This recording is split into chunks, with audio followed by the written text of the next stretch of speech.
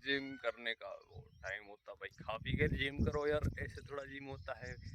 ऐसे जंगलों में मार देगा कोई चीज भी, हड्डी हड्डी बचेगी सारी, मार मार तो खा जाएगी वो भी, चीते भी दे संभाल के गया करो यार, वर्कआउट करना है, ऐसे खा जाएगी यार जंगलों में कोई।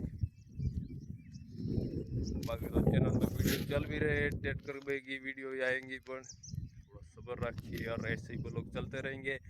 आप सपोर्ट दिखाइए, कदा चल सकते हैं तो चल सकते, बाकी तो हम मेहनत करते रहेंगे, कभी ना कभी चल जाएगा हमारा भी काम।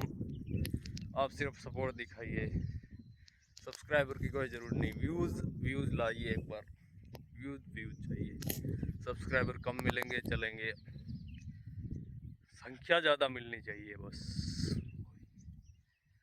तो हेलो एवरीवन, कैसे हो आप लोग? आई होप सारे अच्छे, यही बोलेंगे, कभी बोलेंगे।